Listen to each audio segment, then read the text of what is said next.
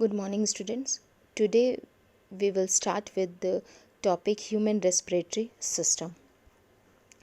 The human respiratory system consists of nostril and nasal cavity, pharynx, larynx, trachea, bronchi, bronchioles, alveolar sac, and the respiratory organ that is lungs. The human respiratory system has some of the following features. They are: the energy is generated by the breakdown of glucose molecule in all living cells of human body. Oxygen is inhaled and is transported to various parts and are used in the process of burning food particles. The obtained glucose molecule are used for discharging energy in the form of ATP, and then it fulfills all the essential life process. Now this diagram you have to make it in your note copy, and please learn this diagram. Refer NCERT regarding this diagram.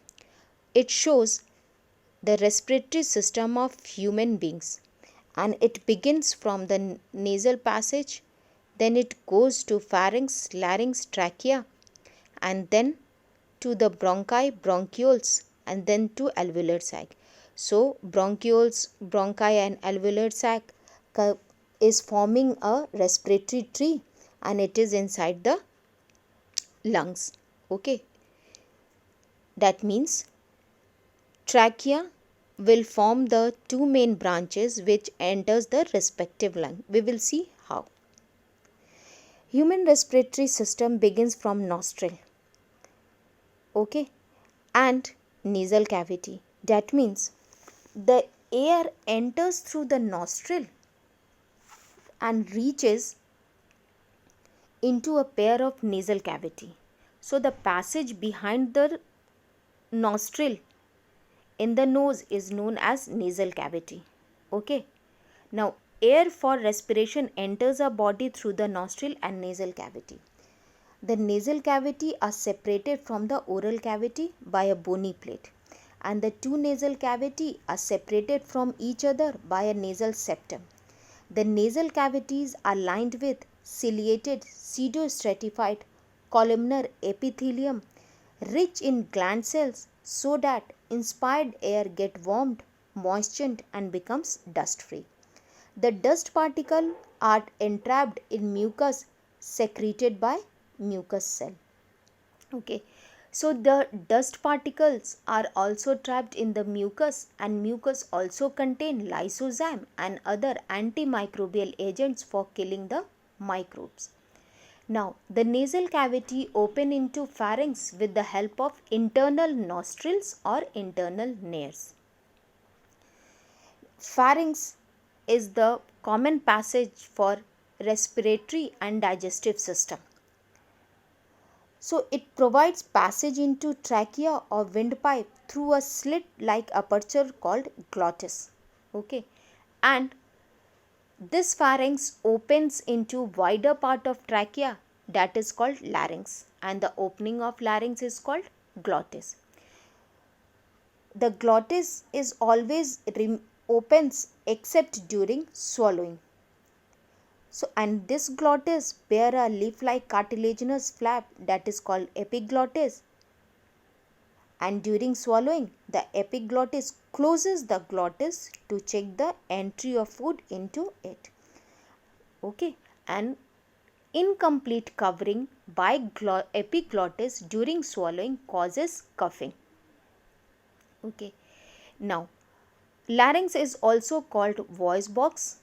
Okay, so when the air enters the larynx and the larynx contains two vocal cords, then these vocal cords vibrate when the air passes in between them, and this vibration are then converted into speech with the help of palate, buccal cavity, tongue, and lips. Okay, now trachea or windpipe. So the trachea is a long tube that arises from the base of larynx and reaches up to the middle of the lungs.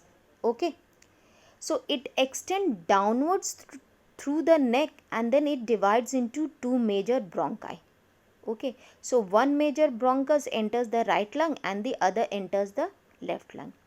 Now, trachea has incomplete C-shaped cartilaginous ring. Okay, and this prevent the trachea from collapsing. Means trachea is supported by incomplete C-shaped cartilaginous ring. Okay, now internally trachea is lined by ciliated and mucus secreting pseudostratified epithelium for trapping finer dust particle and microbes and pushing them towards the anterior end through beating of cilia. Okay, means this epithelium lining secretes mucus and has cilia for trapping finer dust particles and microbes and then pushing them the same to the outside. Okay, and this cartilaginous ring prevent the trachea from collapsing. Okay, now the trachea divides into two main branches, that is the primary bronchi. Okay, and this is one enters into the right lung and the other into the left lung. Okay, that means two main, or you can say it is primary bronchi. Then this primary bronchi then again divide into secondary bronchus. Then this secondary bronchus is again divided into tertiary bronchus. That means within the lungs, the major bronchi further divide into secondary bronchi, which subdivide into smaller tertiary bronchi and finally into smaller bronchioles. Okay. Now, no gaseous exchange take place in the bronchi. Okay. And each bronchioles terminates in a sac called alveolus or alveolar sac. Okay. Now, bronchioles do not possess supporting cartilaginous ring. Okay.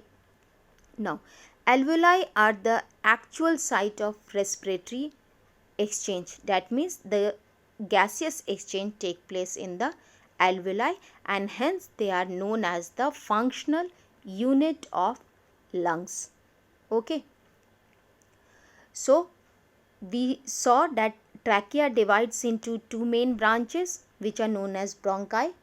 Okay, and then within the lungs the two major bronchi further divide into secondary bronchi which subdivided into smaller tertiary and finally into smaller bronchioles, and then each bronchioles divide into alveolar duct which enter into alveolar sac. Okay, and this bronchi and their branches give the appearance of a bunch of grapes, and the alveolar sac are also called alveoli. Okay, now this alveoli has a very thin wall composed of simple moist non-ciliated squamous epithelium and it is closely surrounded by a network of blood capillaries. Okay. Now, lungs is the primary organ of the respiratory system in human. So, a pair of lungs lies in the thoracic cavity, one on either side of the heart. Okay. And the thoracic cavity is closed below by the diaphragm. Now, each lung is enclosed into two membrane called pleural, which is filled with pleural fluid, and this lubricates the pleura for frictionless sliding over to each other during breathing. Okay. Now, this all we studied about the respiratory system, the organs and their functions. Okay, so this is the respiratory tract. Many a times flowchart comes. Please learn this, and this diagram make it in your note copy. Refer to NCERT, and next we will see the mechanism of breathing and exchange of gases in tissues. So that's all for today. Thank you.